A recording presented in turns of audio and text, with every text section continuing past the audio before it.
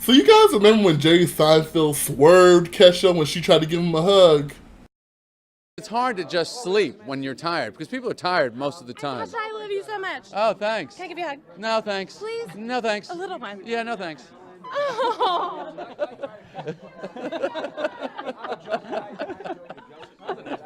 I don't know who that was. Yeah, it was Kesha.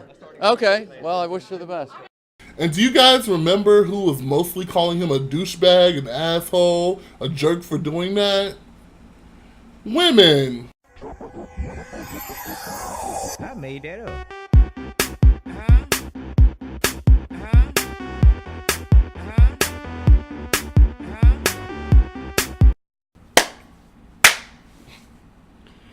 So, like, the bullshit must stop. What's up, YouTube? This is Big Zoe hitting you up with a brand new video, and I was hoping that it was going to be a story time, because I do plan on telling stories, like, some funny stories about, you know, things that have happened to me before that I think could just lighten the mood of my channel. But I really gotta weigh in on this situation because I'm a little late on it, but I'm tired of fucking hearing about it. So apparently, Omari Hardwick, during the NAACP Image Awards, violated Beyonce by giving her a hug and kissing her twice on the cheek. And here's the video clip.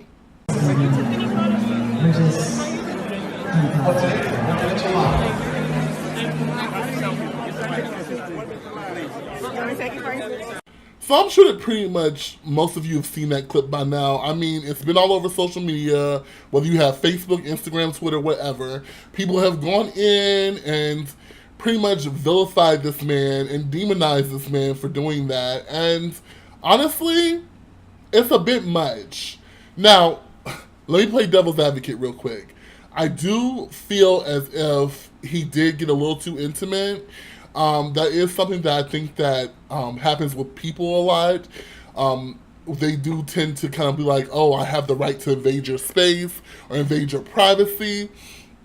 And I think that's a conversation that needs to happen. However, what doesn't need to happen is for you to vilify this man and act like Beyonce was just sexually assaulted, act like she was this huge victim when she hasn't come out and said anything about this yet. Like, literally the amount of energy that people are putting into this bullshit, and I do mean that literally, the amount of energy that people are putting into this bullshit is re-fucking ridiculous, okay? And I don't care about my video getting demonetized. All my video gets demonetized because I curse too much. I don't give a fuck.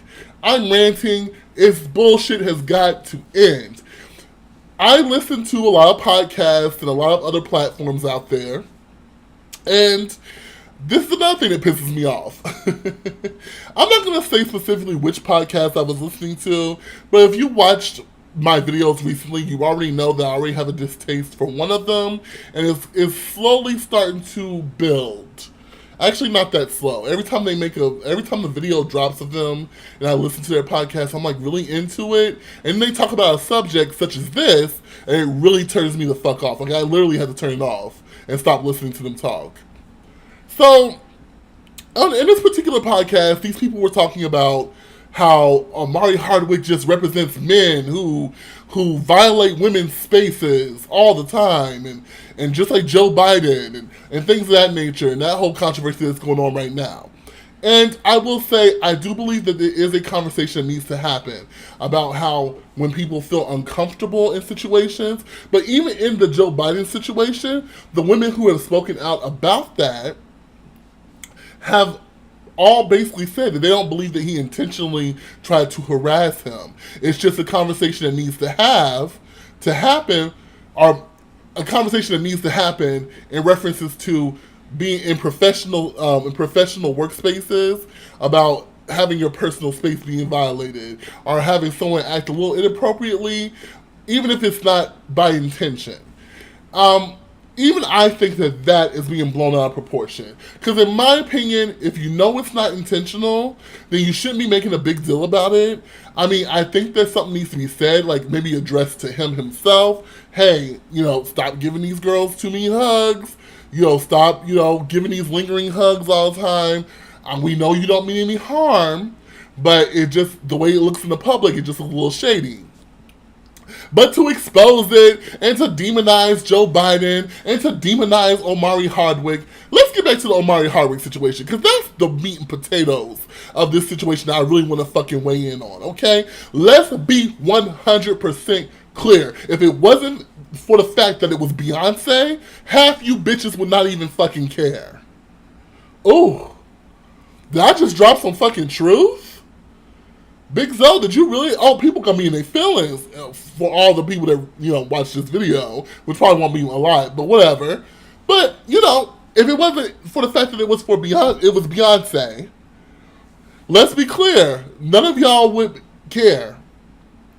And I was listening to this podcast, and they were making it seem like, why was Beyonce even at the NAACP Awards?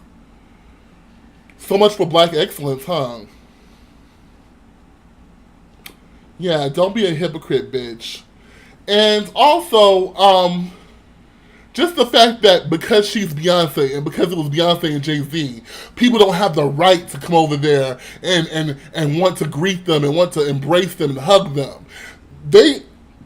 So the fact that Beyonce and Jay-Z have a platform and they are people's mentors and people look up to them, even other celebrities look up to them as like this goal to reach.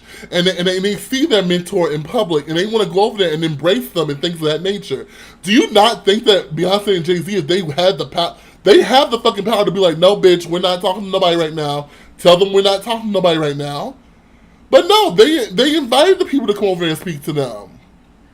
And while Beyonce did look a little uncomfortable with that second kiss that Omari did, and I'm not saying that what Omari Hardwick did was not wrong, I just don't think it was intentional. I don't think he was intentionally trying to harass her.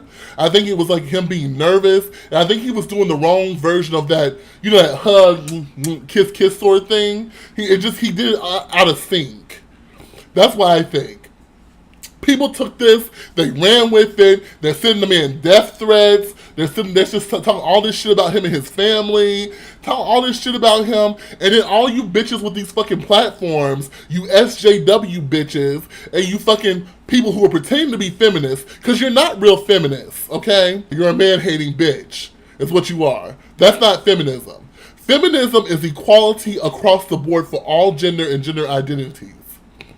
It's not just women who are angry at every fucking thing that happens to them. No. So, y'all took this shit and y'all fucking ran with it only because it's fucking Beyonce, only because y'all still have this bitch on the fucking pedestal, only because this bitch is not cutting you no motherfucking checks. She don't give a fuck about y'all. She don't give a damn about y'all, girl. Beyonce could care less. Bitch. Beyonce won a fucking GLAAD award. For what? What has she been doing? What awareness has she brought to the trans women of color who've been getting killed daily? The black youths who've been homeless. What have her and Jay-Z been doing to stop that? What big homeless shelter have they built for LGBT youth? Why the fuck did they get a GLAAD award? And y'all just love it. Because Beyonce perpetuates gay culture but doesn't give it credit? Ooh, did I touch another nerve? That single ladies dance that y'all love so fucking much? A gay man came up with that bitch and taught her that shit.